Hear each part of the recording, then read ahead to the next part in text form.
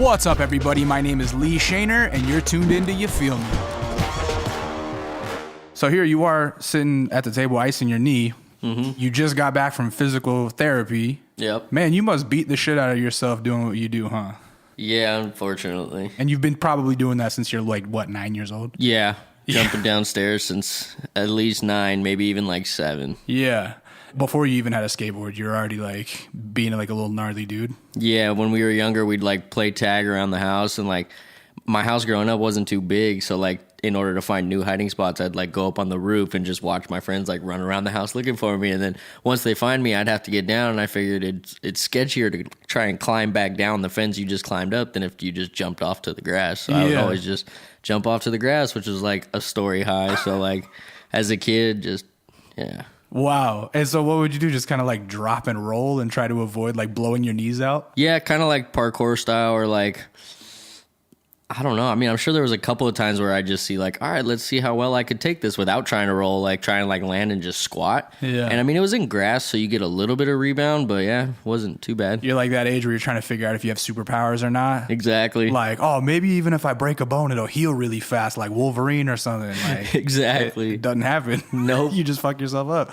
That's funny you say that too, because the first and only bone so far that I've broken, knock on wood, was playing tag at my house. Shut up. Trying to hop the fence, like watching my neighbor run around the corner of my house, and I was waiting on the top, like just pushed at the top, and when they came around the corner, I was like ha ha, and I went to jump over, and my shoelace got caught for like a split second, and I like just like hung there, like I didn't hang, but like it caught me to the point where I was head over heels and then reaching for the ground, and when I hit the ground, my arm just broke. No. And this whole like, situation's all insane. In the radius, like your forearm? Right here, dead center, like went like this. Oh, and I got so scared when I saw it and panicked, so I grabbed it. And I guess like when I grabbed it with force, it like pushed it back up like kind of together. Yeah. But the doctor said that it basically like went from this to this. Yeah. So like had I let them do it, maybe they could have redone it good. Yeah. Maybe not, I don't know. But because I did this, they had to go in and pull them back apart and put 2 metal rods next to each other like a tree that's growing so that they grow back together. So they had to kind of like re-break it to put it back together? Yeah. Man. How old are you? Like 7 or 8? I was in 5th grade. Oh, like so like 11 maybe, 10 or 11. Yeah, 10 or 11. Yeah, wow. That sucks. But hey, fuck. Not too bad to have only broken one bone in the career path that you're in, right? True, yeah. Like I said, you just got back from physical therapy. You told me about everything that's going on with your body when we were off mic. You want to kind of recap that? Because I feel like that's really interesting, the life of like injury in a skateboarder's world. Yeah. Yeah. What's going on with your ankles? So I just got MRIs on both my ankles, and in one of them, there's just kind of like a whole lot of random little things kind of going on, adding up to like one pain type sort of situation. And then the other one is like kind of been an ongoing issue for a little while that I just finally got addressed. And apparently I've like disintegrated all the cartilage between the bones. So they got to like, I guess to fix it would be like to go in and like give me a hairline fracture on the bone to create new cartilage to grow. So that one seems kind of gnarly. And then the other one, if I was to have surgery on, would just be like a clean out apparently. So. And so is this each different ankle, or is this like different outlooks of one ankle? No, both ankles? That's 2 separate ankles. Yeah. Both of your ankles are fucked. Yeah. So like when you're just walking normally, does it hurt right now? No, it doesn't hurt. Yeah. Now, before I started going to physical therapy about a month ago, it would hurt. Like I'd get out of bed and like I would have to lean against my wall when I walked downstairs to take weight off my ankles. Yeah. Wow. Yeah, it was crazy. Holy smokes. I mean, like that's some old man shit, but you're young. How old are you? I'm only 23. You're only 23. Yeah. And you got like, that sounds like me getting out of the bed trying to like fix my back as a 38-year-old. I'm like, it takes me a second to stand up straight. Dude, it's crazy. Like today when I went there, my knee, the reason I'm icing my knee right now too is because yesterday it started hurting when I'd run. And I think it was because of one jump I did where my ankle wasn't like going to take the full pressure. So my knee compensated. But then like 2 weeks ago, my right, or not even 2 weeks, like a week ago or so, maybe 2, my right side of my lower back has just been like it feels like I threw it out, but like every day, like halfway through the session, it'll just feel like it's thrown out. So today I had them hook me up with these stem, like stem pulse things. Electronic ones. Exactly, dude. I had 2 on my back, 2 on my knee, 2 on my ankle. I looked like Frankenstein in there. I'm like, dude, it was crazy. Is it scary? It's definitely been more of like, because your body's your career. Yeah, it's been more like not so much scary because like at least I would hope it would heal. Yeah, but it's such a a bummer because it's like a setback. You know, you want to like feel good because when you feel good, you skate good, and when you don't feel good, you're just like at the skate park feeling like shit, which is like hella depressing. Yeah, and it's so much like muscle memory probably that when you're trying to compensate for one thing that's injured, all of a sudden all the muscle memory is like thrown out the window or something. Exactly. Right? You basically have to like relearn everything for a split second, but then like you almost don't want to do that because then when you're healed, your body's going to be like stuck in compensation mode. So it's like, do I just wait? But then I'm only 23. I don't really have that great of patience right now. I want to go. Yeah. And like, were you always a go guy? Yeah. Yeah. Even as a kid? Yeah. Yeah. So before you found skateboarding as a child, where were you? Hawaiian Gardens, yeah? Yeah, Hawaiian Gardens is where I grew up. Kind of like, Long Beach area? Exactly, yeah. What were you doing to get in trouble as a go kid? Because I'm sure you were, I bet you that you had a lot of detentions. Yeah. No, not so much detentions because like I knew if I got in trouble at school. Yeah. Well, I started skating real young. Like I was on a skateboard at like 5, 6 and was going to the skate park by 7. No shit. And so like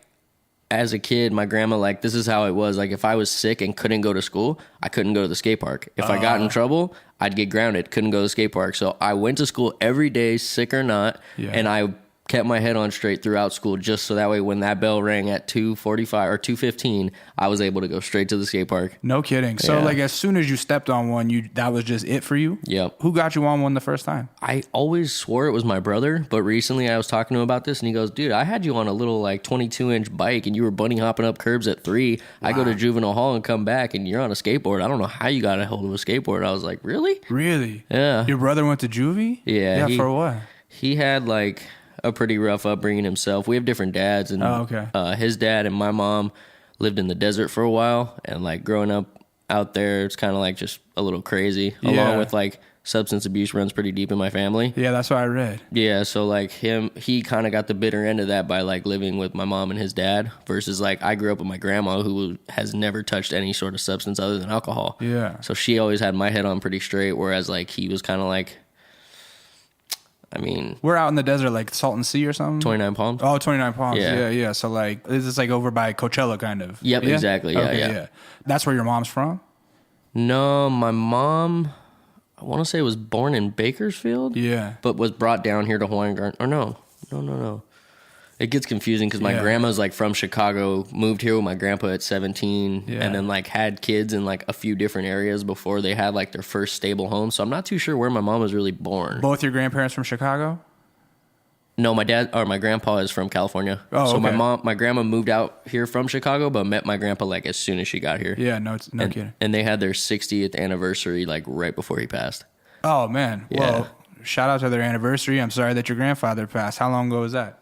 I want to say it was this year. Oh, so man. My father just died this year too. Oh man. Yeah, it's rough, man. What month did your grandfather go? I don't know. I know I wasn't like in town much. I was doing a lot of traveling. Like I couldn't even make his funeral. Oh, what a fucking bummer. But that's the crazy thing with like my dad passing away and my grandpa. Those two people.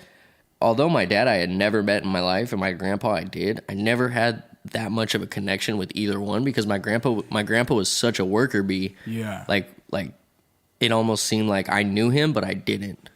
I got you. You know what I mean? I completely understand that and empathize with that. You know what's interesting is that I do these podcasts. I bring this up almost every podcast, but it's like people that are extra driven to succeed at whatever the career field may be. Because I've been talking to musicians a long time, but even when I talk to athletes or whomever, the dad thing, man, it's like such an ongoing theme in people that are extra driven where they just don't have this like solid relationship with a father figure. You know what I mean? Yeah. I assumed that because I read about your father that granddad must have stepped up. That's like who you looked at as your dad. But to hear that, you know, even there wasn't that much of a connection. I wonder if that's kind of like where that drive comes from, you know? Like that need for getting validation elsewhere. Yeah, you know in an interview, I talked about that recently, and it was like, as a skater or like whatever you pursue, you usually have peers that like are super like recognizable over your talent. So like when I would go to the skate park and I had this group of friends that like would see me progress and would like get excited for me, that kind of filled that void I wasn't getting at home. Right.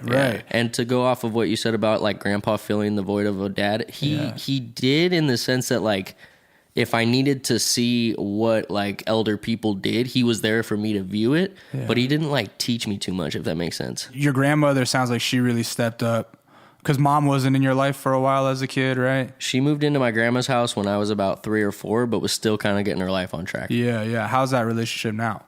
It's interesting. Yeah. Because like part of sober living is like they tell you if you love again, don't expect to not like get your heart broken again, and to make yourself not want to go back to using drugs. Like a lot of times that's what leads people is like severe heartaches and trauma. Yeah. So like if they want to like never go back to that lifestyle, it's probably best not to love. So yeah, you got to kind of keep things at arm's length to protect yourself in a sense. Exactly. And so you feel her doing that?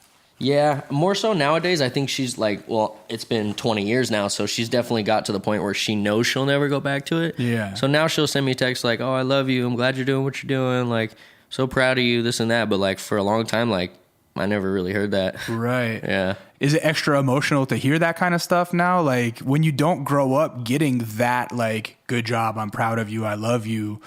I could imagine that it could be a little like, whoo, like a spine tingle when you finally start getting it. For sure. Like when my mom texts me that stuff, it's kind of like I'm almost not used to it, so I don't know how to respond to it, but I definitely feel that like sense of like at the very least she's trying, you know? Yeah. Like she's making an effort now. Yeah, it's funny because hearing about or reading about and hearing it from you about the home that you come from and kind of the broken relationships with family, looking at your life, it seems like you got your shit figured out kind of, man. Here you are in this beautiful house. You got a beautiful wife, baby. Like, how are you keeping your shit together while being as busy as you are? Well, I guess the situation I'm in right now where my wife's able to be a stay-at-home mom helps a lot. Yeah. Like if she wasn't able to be a stay-at-home mom and I had to like give up half of my time to do the parenting a lot more, then I don't know if I'd even be where I'm at in my career right now, you know? Or to say the least, if we would have like, because we're so young, not a lot of people know that we tried to have a kid. Yeah. A lot of people think like, oh, they're so young, it just happened, it's an accident. Yeah. We actually wanted to have a kid, and because of the position I was in at the time, knowing my career was taking off and like I was already traveling a bunch and my lady was home alone, it was like, perfect. You'll have something to do to keep you busy while I'm gone. You won't worry so much or think about me so much while I'm gone. And so that's the reason we went ahead and did that. And that was like, I guess that's kind of like looking at it now, it's like it all just kind of played into each other. With your relationship with her, knowing that like you come from maybe a little bit of an emotionally standoffish place, do you feel yourself like conscientiously having to like open up? Like, is it hard to open up to somebody? For sure. Yeah. I definitely have that I even like saw a counselor about all this and like what we did, and we were like trying to get some stuff figured out, and like come to find out I'm a withdrawer. Yeah. So like in a relationship, like there's a pursuer and a withdrawer. The pursuer is the one that always wants to talk, always wants to figure things out and everything. Yeah. And the withdrawer is the one that's like, I just want everything to be good and I don't want to deal with it. And I'm that dude. I'm like, I just want everything to be good. I don't want to deal with anything. Just be happy without having to do anything. And it's like, it doesn't work that way. So I'm trying to like better myself as far as like making efforts and stuff, but I always find myself like kind of falling back down that hole and like trying to pick myself up. But it's got to be hard too, because, and this might not even register to you, but like from the outside looking in, you're such a gnarly dude. Like there are not a lot of people in the world that can do what you do and thereby like relate to you. You know what I'm saying? Like, cause it's such an obsessive and lonesome pursuit that you do for a career. You know what I mean? It's like at a certain point, how could someone even relate to that, right?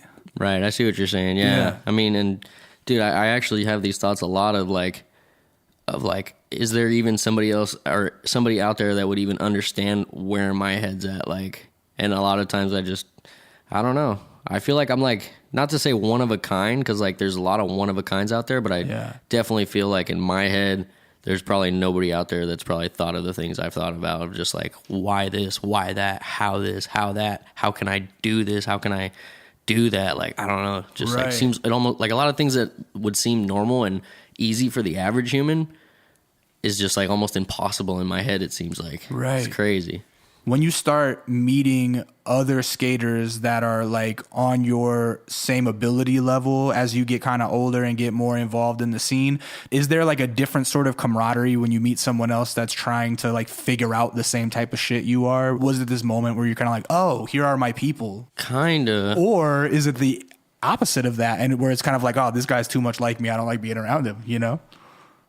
I don't know. It's hard to say because like in this field of profession, there's like a lot of people that are like friends with each other, and because I'm so far of like away from everyone at all times and like on my own thing, like I think I might be like, if there is anybody else out there that does have a family and a kid, they're already like, they were like my peers growing up, like people I looked up to and stuff, and like the people in my generation aren't like doing the same thing I'm doing right now with like having a kid, having a family, owning a house. So it's like, it just almost seems like if I were to even bring stuff like this up to them, they wouldn't understand. You know what I mean? Type thing. Yeah. You really got a jump start on maturity, bro. It's crazy. Yeah. And it's been this way for like a long time. Like even growing up, like I didn't have, when I was like 13, all my friends were like 19, 20. Really? And like I maybe had 2 friends in middle school, 2 friends in high school. Yeah. That was about it. Why do you think that you only had older friends?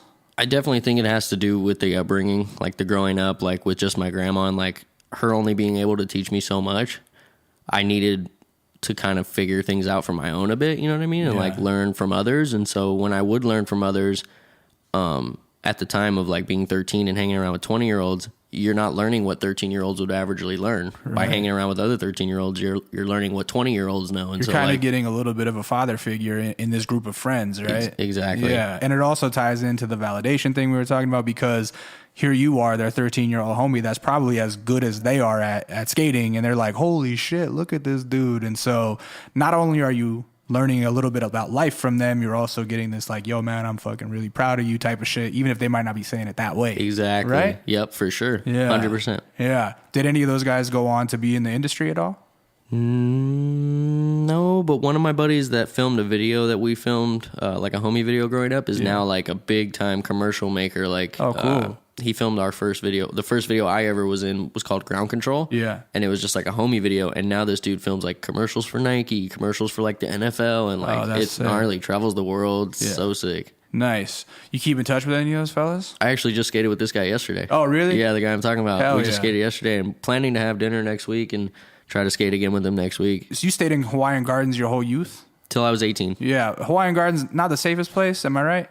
Not the safest place, but like, I mean, with any ghetto, if you like are just like minding your own, you should be good, you know? Yeah. And for the most part, like they kind of knew where I was headed, you know? So if anything, I almost like had their like... You got the pass. Yeah, and like had them on my back too. Yeah. Like, you know what I mean? Like they almost like... Keep your shit together. Yeah, and they like kept it away from me, you know what I mean? Like, don't let this guy get involved in this because he's like got it going, you know what I mean? Like those boxer stories where like they grew up in the ghetto, but like fools know he's on a good path, so they like keep everything like so far away from him so he doesn't get involved or have the chance to get involved. It was kind of like that. How did you do in school? Were you an obsessive learner the way you are with skating?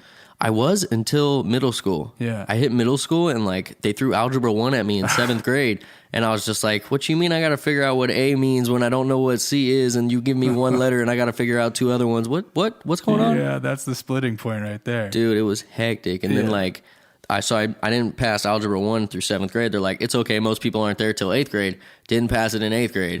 Then 9th grade comes and I'm like still in Algebra 1, I think.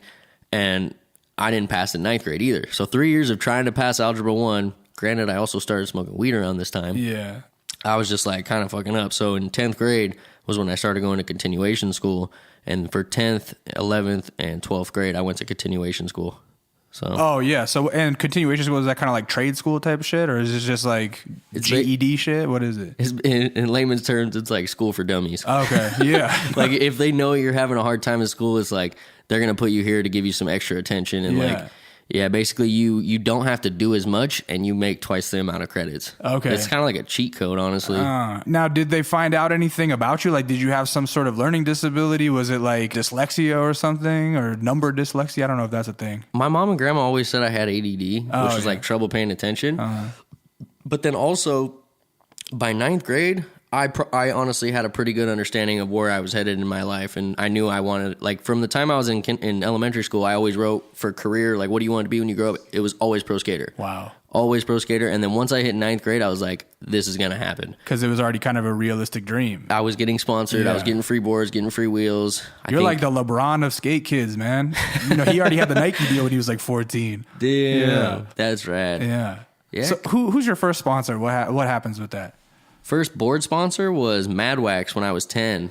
So I was getting a free board every month when I was 10. And the owner of that shop was undergoing back surgery because he was like a professional surf, skate, snow, well, like not professional, but he could do it all. Yeah. And so he had like herniated discs, I believe it was. So he had to go in for back surgery. And after that, he closed down the shop. But he had a buddy that ran another shop in Long Beach who he was like, yo, can you hook this dude up with boards? He's like super good. He's only 10, yada, yada. So I get boards from this shop.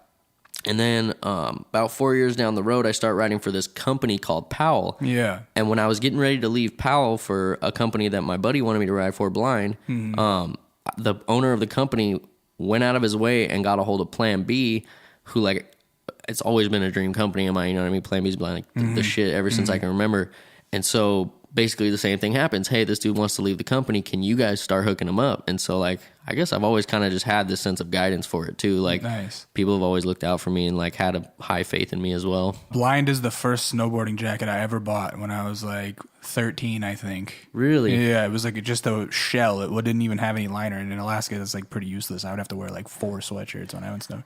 Anyway, you know, this is only 10 years ago when this shit is happening for you. So my context is a little off, but nowadays I feel like you go to a skate park and you see like kids that have skate dads that treat skateboarding like it's their little league. You know what I mean? Like they're not playing any other sports and their dads are in there going like, hey, do this next. Come on. Hey, pay attention. Don't talk to them kids. Go over. You know, you see those kind of kids. I've seen it very rarely because I don't know. I still kind of stay where I grew up, and like over there, it's not like your suburban dad where like they're like working a job and they want their kid to be successful. It's like just like how I grew up. It's kind of like you fend for yourself type thing. So those kids at the skate parks that I still go to are just still kind of like running amok, you know what I mean? Yeah, just so skating for fun. And that's kind of what I was getting at with where I was going is like, you didn't have that in your life. Obviously, your grandmother's not sitting there at the park telling you like, hey, all right, try flip now. Like, nah. Right?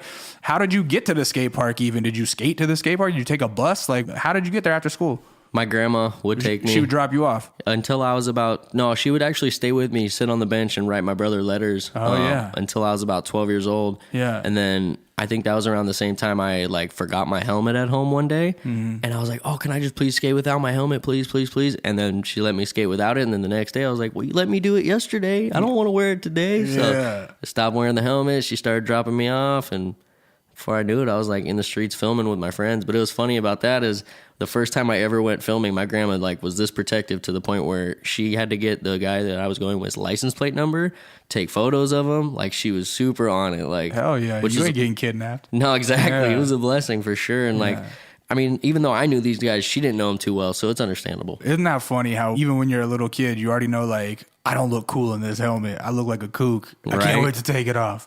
For sure. I see that with my little nephews already. They're like they have to wear a helmet in order to skate to school. And he's like so embarrassed because he would never fucking wear a helmet just skating like on a sidewalk. Is he hiding in the bushes before he goes into class? Nah, they have to check him in at the office. Man. He's mortified, but it's like, I'm sure all of his little homies think he's so cool because he skates to school. You know what I mean? That's true, yeah. You know? What was the first thing that happened to you on a board that made you feel like, oh, I'm figuring this shit out. Like, this is it. Is it the first time you ollie? Is it the first time you kickflip? What? It wasn't one exact thing. Yeah. It was the fact that a lot of things came really easy. Really? Like, I'd go to the skate park with the intention to learn like 10 tricks, and I'd go home and be like, wow, I learned 15. What? Yeah, like I would progress that fast. And it was kind of insane to me. And like that helped me build the love for it, though, for sure. Yeah. How are you even figuring out 15, like not learning them, but like how are you finding out 15 different tricks to learn in a day? Are you like an obsessive skate magazine reader? Were you online? What was it? Yeah, I grew up kind of in the YouTube era. So like I would go on like YouTube, watch skate videos, or all my buddies like knew of like videos that were coming out too of like back then it was like the DGK video came out, the It's Official, and then like other videos as well around that era, like circa its time and stuff. And so like you'd see all these pros doing them, and you'd be like, well, I may not be able to do it down what they're doing it down, but at least I could learn it. It's not like impossible to learn. Right. And so when you go to learn it, it'd be like, oh, well, that works. Or like you learn nollie front crooks, and then there's also like you learn nollie front nose. Well, it's just like a foot movement away trying to big spin out of it. So you learn nollie front nose big spin, and then like before you know it, you're learning nollie back 180 nose grinds. And like you just take one trick and kind of like get all the variations of it. And like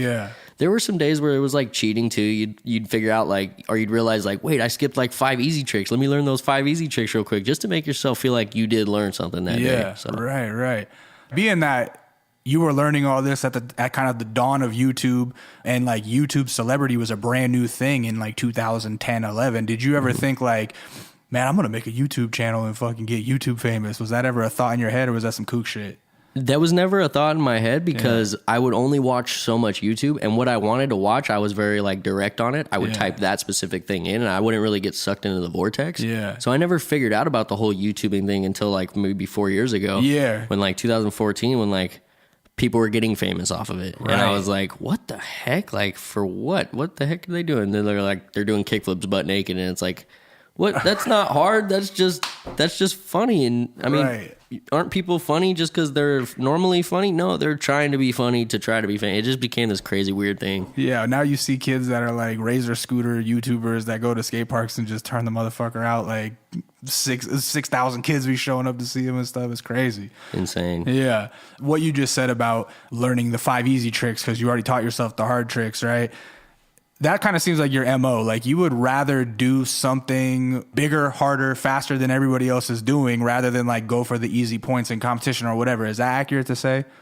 Yeah. Like sometimes it's almost like you're doing the biggest dunk but on the wrong basket type of shit, right? Yeah. Like rather than win the competition, you'd rather just get one good trick. Yeah. I mean, I struggle with that actually. Although it's like what I love, I'm learning nowadays that it's like not what it takes to win. And like, although it's nice to do things the way I do things, it's selfish in a way because I'm only caring for myself. Where in the right sense, I should be out there trying to win the contest for the sake of like that's an extra 40 grand in my family's pocket. You know what I mean? And like, granted, I am only 23, so at least I realize this now rather than like at the end of my career when I didn't win anything and it's like, damn it, you blew it. I could have had all these chances and you were just being selfish doing what you wanted. And it's like, even though what I want to do is like, seems to be exactly what the people want to see. Right. But at the same time, it's like, what wins the contest, you know? Yeah, because even if you're bailing fucking 10 times trying the hardest thing, when you finally land that thing, that's going to be the one that the audience remembers rather than the winning run, huh? For sure. Yeah. No, I get so much like, more so than anything, when it comes to contests, people always tell me, like, dude, you're nuts, man. When it comes to contests, like, you're always trying the hardest shit, dude. And it's like, that's just kind of like what I know to do, you know, because of what I've always liked to do. And like, I mean, yeah, I could figure out the easier things, but then like also, it makes me 10 times madder when I miss these easy things because you think like, oh, they're easy. You put it together, you've got your run. Then you don't take into accountability the like stress that the contest puts on you to make you miss these kinds of easy tricks. And so like I've had it recently where like in X Games Minneapolis, I tried to put together a run that like I felt I had dialed. It wasn't the hardest tricks, but I had it dialed. It was like gonna set me with a good score, and I missed a trick in it. And I was just like, dude, I ate myself up all day long after that. Whereas like when I tried the hardest trick I possibly can and I missed that, I'm like, well, it's understandable. It's a hard trick. It's not easy. Whereas when you're trying the easy trick and you miss it, it's like, God, are you freaking kidding me? Yeah. Like, what the hell? It's a bummer. Wow, so doing the hard shit is almost like a safety for yourself because you can allow yourself to be disappointed if you're actually going for it and hucking. Whereas like if you fuck up on the shit you're supposed to do right. Yeah, it almost makes you look like a bad skater. Yeah. Versus like, of course you're going to miss some gnarly shit once in a while, but like the easy shit, people expect you to land that. Yeah. Which like, and you expect yourself to land it. Right. So it looks bad on all angles when you don't. It's shitty. Thanks for tuning in. Skullcandy wanted to show you some love for listening by hooking you up with 15% off your next purchase. Head over to skullcandy.com and use the code YouFeelMe19 at checkout to get 15% off anything site-wide. Do you enjoy being a competitive skater? Like, you enjoy contests, or do they just feel like, I gotta do this because it's the job? I enjoy them when I'm doing good. Yeah, right. If I'm not doing good, they suck, dude. It's like you traveled all this way, you didn't do good. Yeah. You're away from your family. Like you just basically wasted a week of your life for no reason, and like it sucks. But then like I've had a couple of contests where I've won second place, and I'm like, that was awesome. Like I'd love to do that again. Right, of course, wouldn't anybody? Tell me about the attitude towards competition in skateboarding, because I don't know if it's still this way, but it was always sort of like an anti-jock sport. It's an art form, realistically. I think it is probably closer to fucking ballet than football. You know what I'm saying? Mm-hmm. And so it's always been looked at as like you're competing against yourself, and that's what so many skateboarders really enjoy, I think. So when it is that this kind of like pitting people against each other and competing, do you feel like any of the purity is taken away in your mind, or does it feel less soulful to you personally? Well, that goes back to kind of like trying the hardest trick and trying the shit you can do. Yeah. When you're trying the hardest shit, that's the battle with yourself. Yeah. That's the like, can I make this? Will I make this? When you're doing the easier shit, that's more of the like chess game, where it's like, is the shit I know I'm going to land gonna be better than the shit he knows he's gonna land? Yeah. And if it's not, how can I make it to where it's better than the shit he's gonna land? You know what I mean? Mm-hmm. That's when it becomes this kind of like you versus me type thing. Whereas like that's another thing I don't like about it is like I've never took skateboarding as like a sport like that, like a versus. Mm-hmm. It's always just been like something I love to do, and I love to do it because I do it at my own standards and my own progression level, and all it's all you know, which is selfish to say, but like, hey, I mean, it got me to where I am today, and like if I didn't look at it that way, who knows where I'd be, you know? With so many skateboarders I know, it almost seems like a lot of their sense of sanity comes from it. Like that's you guys' meditation, like that's how you stay level-headed, right? It's crazy to say, our meditation is beating ourselves up. Exactly. No pain, no gain type of shit. Right. Being that you are known for doing like the bigger, harder, faster type of shit, when you go to spots that have been skated and that are world famous, like what is it like to have that encyclopedic knowledge of like who's done what off of this so that I can do something better? Like who is the fucking historian of that shit that says like, oh well, I can't do that because this guy did that, so I gotta do something else? It's kind of funny. It's not like a historian, more so to say. It's more of like, it's kind of like respect, and also it's respect for that person and respect for yourself. You respect for that person because you don't want to mock someone, basically. Right. You don't want to think like, you don't want that person to think like, oh, he went and did it because he thinks he could do it better. Or so to speak, you don't want to do what that dude did because you don't want to, when people think of you, you want them to think of you as like somebody progressing the level of it. You don't want them to think of somebody that's just a one-upsman. Or at the same level. Oh, at the same level. You kind of almost want to be looked at as a one-upsman in a respectable way. Okay. Somebody who's raising the bar versus someone who's stuck at the bar. And like, it's nice to be known as somebody that's raising the bar because then you're pushing the level, you're progressing the sport in a way, and like people take notice of that more so than they take notice of like, yeah, that guy did it, but this guy did it first. So you basically did it for no reason, in a sense. You know what I mean? Sense. Are there any legendary spots at this point that are just considered yours? Like, oh, he did the gnarliest shit off of it? I guess you Forgive me, because I don't know. I guess you could say Davis Gap. I mean, it's only been Ollie kickflipped and 180'd, and then I tray flipped it, and no one's done anything else since that. And I mean, to be honest with you, though, if somebody did, I'd have no problem like not even mentioning this like this, but I've always had kids come up to me like, you're the one that tray flipped Davis Gap. You tray flipped it, like more than anything. Yeah. That trick was at the end of my like basically debut part in skateboarding, like jump started my career. Yeah. And it was like, to me personally, it was like a very well put together part that I worked my ass off for, and people come up to me and mention that one trick at the end, which is amazing. I'm glad they remember that trick, but a lot of times I'm just like, dude, there was like 6 minutes of footage in there. What about the rest of it? Did you guys not like that? Like, let me tell you something, man. There are mental similarities between people I've talked to, like independent musicians, comedians, skaters. I've heard all of them tell that same thing where it's like, man, yeah, I wrote this one song and everybody knows me for it. And like, I'm like, damn, I have 100 other songs that mean just as much to them, you know? For sure. Same with comedians. Like, yo, everybody remembers me for this one joke, but my whole hour was funny. You know what I mean? Like, and so it's really funny to hear that like even skaters can be at risk of being like, oh, that's my one hit. Like, no, you don't like the rest of the catalog, you know? Dude, for sure. Yeah. For sure. Like Dave Baczynski, he's an amazing skateboarder. Yeah. Known for kickflipping El Toro. Yeah, right. Or, I mean, dude, that's it's wild. crazy. I think the one person that's kind of like, his whole career is legendary. I mean, I'm sure there's a few people, but one person that stands out to where like people don't really call out one trick of his, they call out just his whole career is Andrew Reynolds. Yeah. He's just had like every video part, every trick was just like mind bending. Right. At least, and especially for the time it was in. Yeah. Just insane. Yeah. Who were the skaters that you grew up kind of idolizing, looking up to, worshiping even, or whatever? You know, like who was your guys? One was Andrew Reynolds. Yeah. Because he jumps off shit too, like skates downstairs and shit. And Tony Tave, he was just like, probably had one of the best styles, if not still does have one of the best styles ever. And like was also a jumper, jumped downstairs, but could skate other stuff too. He could skate rails, ledges, all that stuff. And then Wade DeSarmo. Wade DeSarmo is this dude who, when I was growing up, the first DVD I ever got was DGK It's Official. And I remember watching this dude's part, and the dude literally looked like his hands never left his pockets. Really? Like, he literally looked like he was sleeping when he was skating. It was the best. That's swag. Yeah, that's like really swagged out. Just It's like so so sick. relaxed. Yeah, that's tight. Kind of similar with Tony Tave. His style is like really relaxed, but like a trying relax. Like, obviously when you're jumping down the stuff he was jumping down, it had to look like some sort of effort. Yeah. But then for like what he was jumping down and how effortlessly it still looked was just like insane. Yeah. Like, how you doing that and making it look like that? Like, that's crazy. Whereas Wade, he had the greatest style and looked like he was sleeping, but he also like skated like not so much big stuff, but like more technical. And like even with the technical stuff he was doing, it was just like, how are you doing that technical of something and like just looking like you're asleep? Yeah. It's crazy.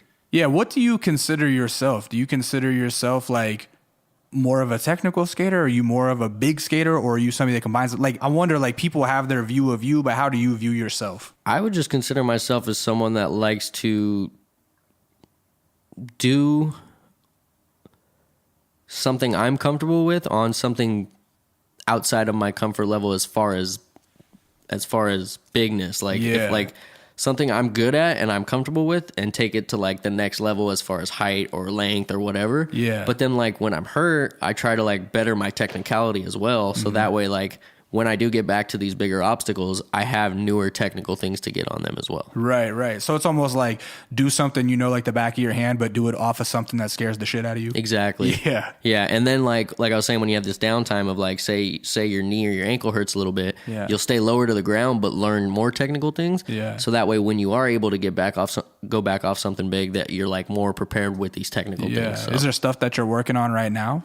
Rails. I'm trying to get better at rails, because going back to the contest thing we were talking about, That's I noticed a huge part of it. Dude, judges love to see rails. Yeah. Like, it's insane when it's like, I will do something that's just as acceptable in my comfort zone as something a rail skater would be acceptable with, like as far as like the difficulty goes. Yeah. Like, somebody will do like a kickflip back lip, which they're just as comfortable with it as me doing a big spin, but their kickflip back lip will get a way better score. And I'm just like, man, how does that like work like that? So I'm thinking like, all right, well, I'm going to go out of my way and learn these tricks, and hopefully they'll take note that this isn't in my comfort zone. So when I do it, maybe they'll take that into consideration. Oh, right. Because that's what's weird about skateboarding. It's not like every basketball player gets scored 3 points for a 3-pointer. Yeah. Every skateboarder gets judged differently based off their own comfort zone, On a too. curve. Yeah. That's what's crazy to me. And that's why I always thought skateboarding could never be judged. Yeah, because it's all just relative to that own person's style and whatever. And it's just like a lot of intangibles, because style is so intangible. Somebody might enjoy the way somebody else looks more than this person, right? Right. And if basketball was judged the way skateboarding was to be judged, Allen Iverson would be the GOAT. right? Like, because you love him so much. Yeah. Or like, just like, obviously Kobe's a great basketball player, and it shows because he's doing exactly what everyone else is doing better. Yeah. But with skateboarding, someone could not be doing something better, but because the judge loves that guy more, he's getting a better score. Yeah. So it's a trip to me. While we're on the competition shit, Olympics are bringing skateboarding in. Are you on the Olympic team? Is that an official thing? I'm, I guess, part of the qualifying team. Yeah. I don't really know how this goes too well, but like basically by Tokyo 2020, you have to be, I think, top 3 in standings overall. So let's say Nigel wins every street league from now until Tokyo. And then the next US highest ranking person will go with him. And then third will go with them. So, but that being said, it could be like Nija, Yuto, Kelvin Hoffler than me, and that could be the ranking for like the next 3 years, I will go with Nyjah because Yuto's from Japan. Oh, yeah. Kelvin's from Brazil. Okay. So like I always got to remember that it's not like I'm versus everybody anymore. It's Just more the so Americans. I'm versus the Americans, Yeah, which that's is why- crazy, dude. As a kid, did you ever think that like talks of the Olympics would ever be part of your life? No. Right. No, I never followed the Olympics. How I never crazy. like no. Yeah. It's I mean, insane. because, the Olympics have always seemed in my head like the, goody two shoes, like eat your Wheaties type sports, you know what I Right. mean? And like, man, skateboarding is going to be in that shit. It's crazy.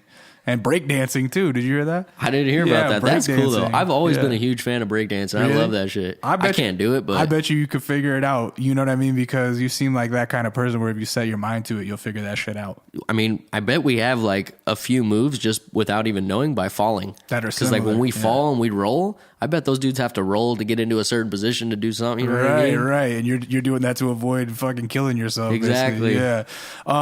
Now I am not a skateboarder, and so I'm sure a lot of like core skaters that end up listening to this interview will be like, "Who's this kook interviewing you?" But it is what it is. The way that I actually first saw you skate was via Battle at the Barracks. Oh, right on. Yeah, and it was just because I like had to show up and photograph it, and it was, I mean, watching what you do playing a game of skate is otherworldly, phenomenal. Like it doesn't make any fucking sense to me watching you and Luan and those guys do that. I mean, I have so many questions about it, but again, like, how do you how do you remember when you're in the heat of that moment of like what tricks you've already gone through?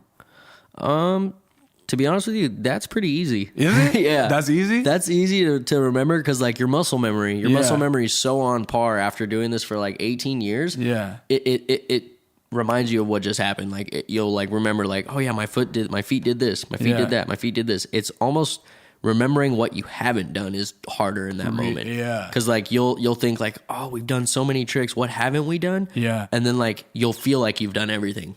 Because like I don't know. Yeah, it's a crazy feeling. It's really interesting from the outside looking in. It's almost like while you're competing are speaking a different language. Do you know what I mean? Because it's like you're communicating through these flip tricks on your boards, and you guys who are experts at it and are fluent at it are like, oh, instantly know what happened. And someone like me watching or just a random spectator be like, the board went flip a lot of times. I don't know what the fuck that was. You know what I'm saying? But it looked dope. Yeah, right, Like, right. Definitely familiar with the tricks and stuff. Yeah. Last year, runner up, took second, right? Yeah. And then the year before, did you win? That was the year I won. Yeah, you won the year before. So like you're pretty fucking consistent with that. Is flat ground kind of a bread and butter for you?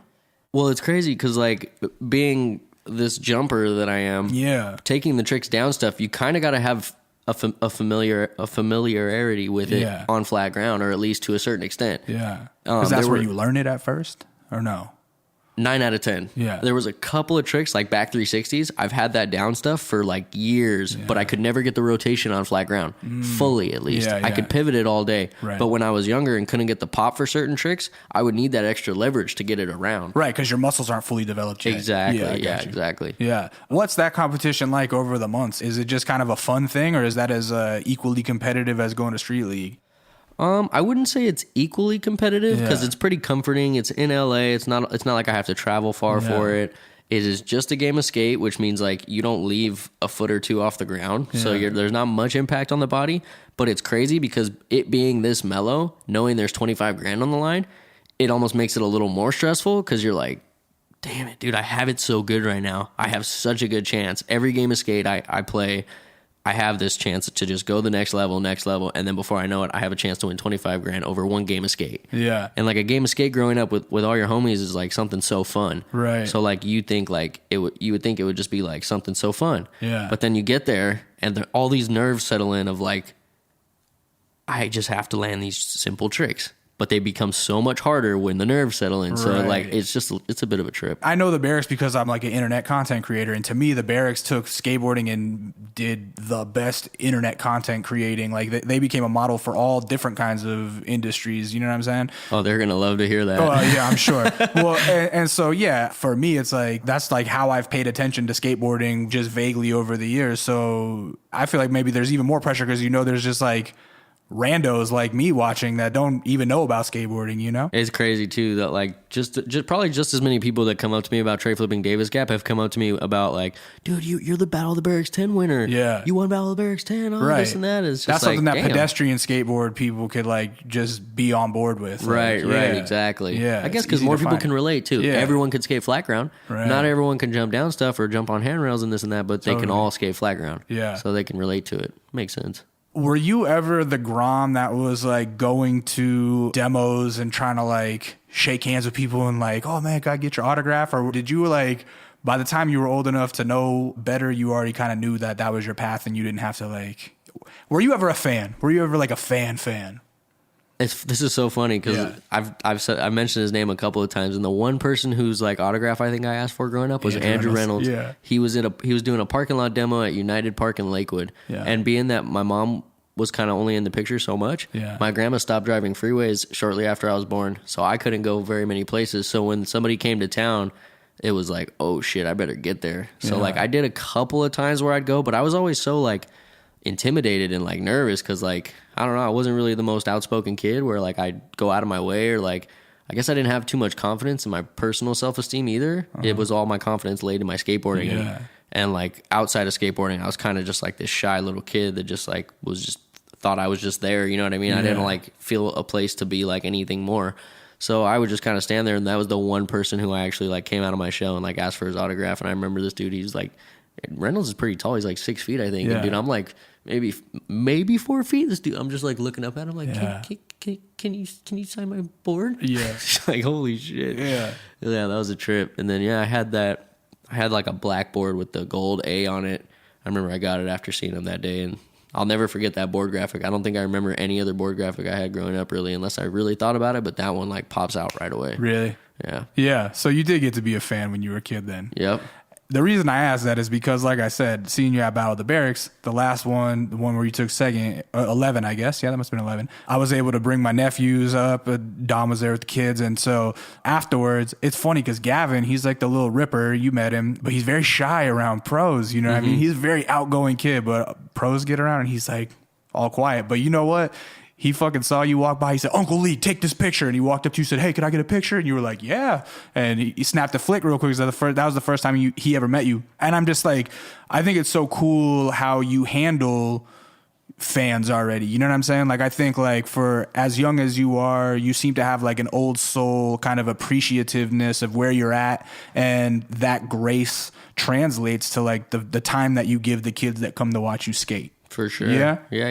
Yeah, you take a lot of time and sign autographs and give pictures to people that want them, yeah? I mean, I know I'm no person to be like I'm too good or I'm too cool or I just always try to keep a level head because I know I'm no better than anybody else, man. Right. The only thing that's maybe better is my skateboarding and my skills, but there's no reason for me to act any better because your skills could be just as good as mine with the practice. You know what I mean? Totally. I know I'm no superhero or nothing like that. You mentioned that you were a really quiet kid and that you put all of your confidence into your skateboarding. So that makes me wonder, when kids would see you around school, you said you were hanging out with kids that are much older than you. So did you have a very small friend group when you would be in junior high or something? Or were you just kind of a loner by yourself? And did any of those kids around your school ever see you skate and be like, holy shit, what is up with Chris? I didn't realize he does that. Yeah. I mean, I definitely had a small group of friends that like, I guess I don't even know if I would call them my friends really. Yeah. Like there's maybe one dude that I still know to this day.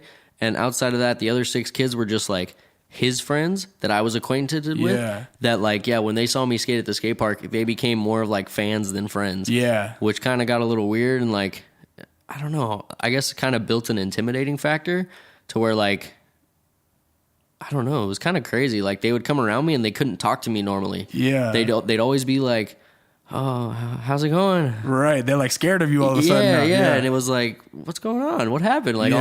all I did was skate in front of you, and I would have never assumed that skateboarding could do such a thing.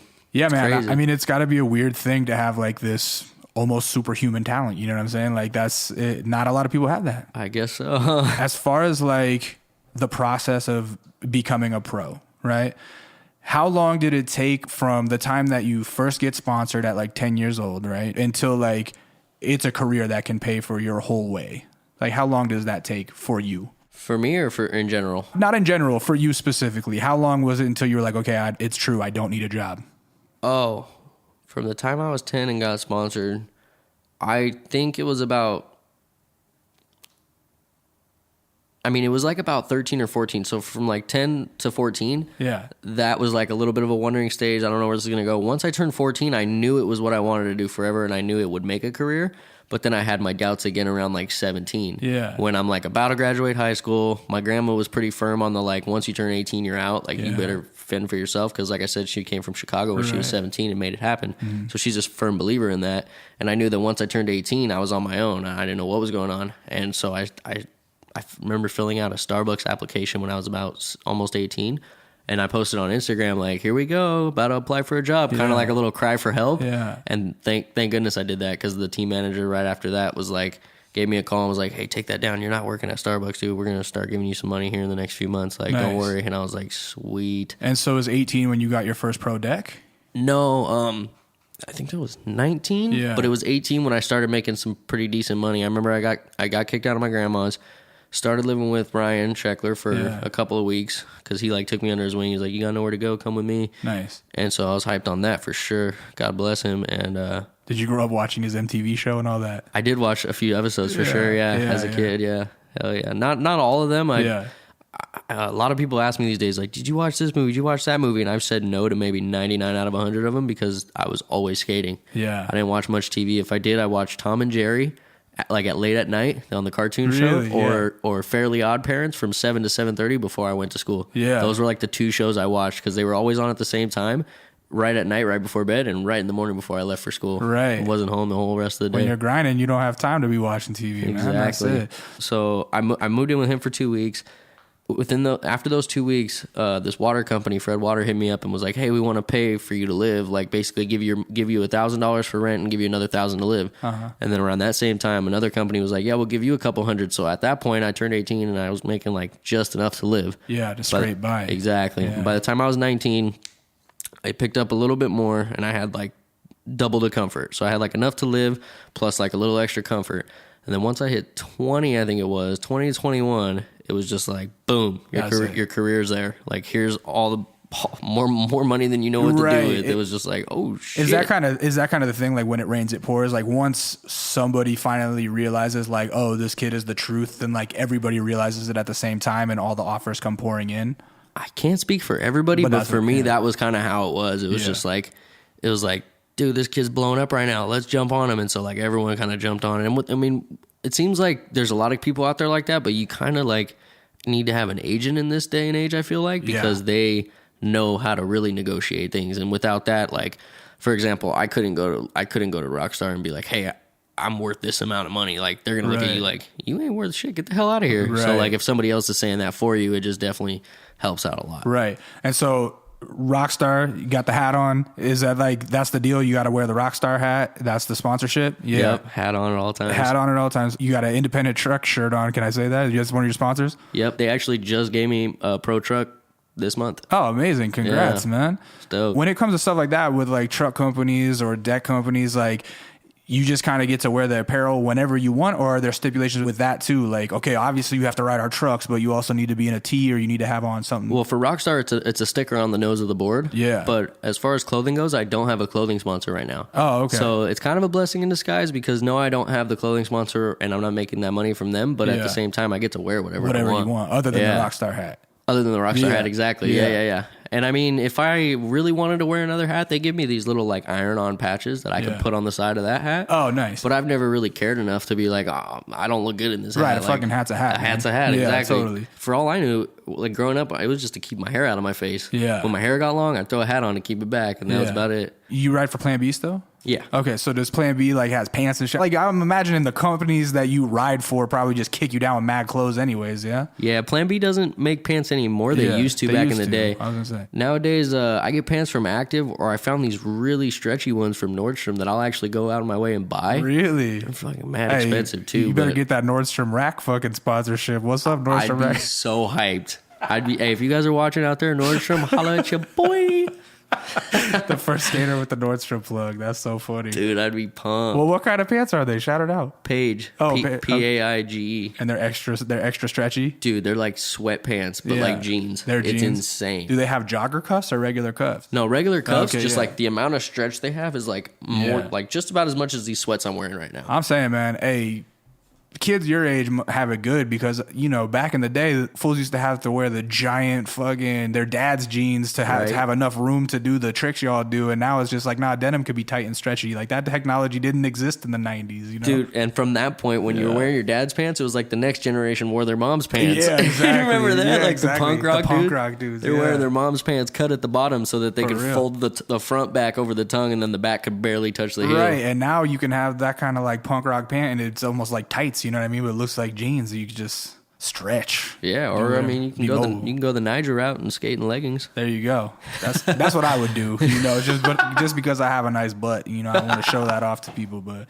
anyway, Chris, thank you so much for your time. Welcome to the Skullcandy team. That's a brand new thing, right? Yep. Just happened this year. Yep. That's amazing. So now at least you got headphones to always cover your ears. You know what I'm saying? That's true. I mean, it's not very hard to find you online, but I always end the podcast by saying, tell the people where to find you online. At Chris Joslin _ on Instagram, or go ahead and type me in on YouTube, CHRIS space JOSLIN. Very easy to Google. There's only one. Man, about to break 1 million on Instagram. How's that feel? Dude, it's a trip, man. Yeah. I was stuck at like, I think it was 843 for so long. Yeah. And then from 843 to 900 was like overnight. Yeah. Like because it was crazy because up until 843, it was like boom, boom, boom, boom, boom, boom, boom, boom. You're stuck at 843 for like 6 months. It was like stuck. And I was like, what is going on? Did I reach like the maximum amount of people that are ever going to follow me? Like, is this where I'm stuck forever? Right. And then like, I think it was like a tour we did with Etnies. And then like next thing I know, like all these people are following me again and it got to 900K. And now it's like slowly going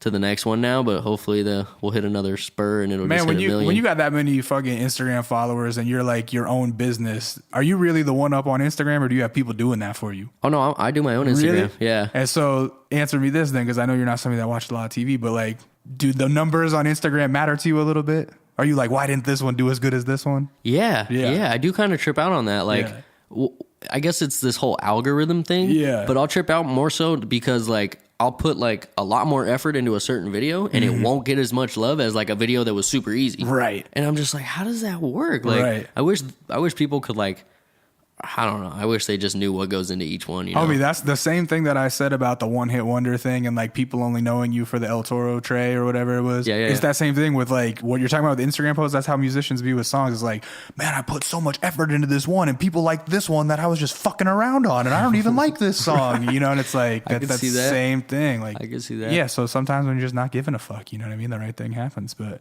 anyway, Chris, thank you for your time. Thank you for the invite to your lovely abode. It was nice to meet your wife, your dog, and spend the time with you, man. Thanks. I appreciate it. Hell yeah, Lee. Thank you, man. Yeah, absolutely. My name is Lee. Some of you guys might know me as Intuition. You can find me online at It's Intuition. And this was the Skullcandy podcast called You Feel Me, where we talk to artists and athletes about life and culture, which I feel like we did a lot of both. You can find us on skullcandy.com. So yeah, that's it.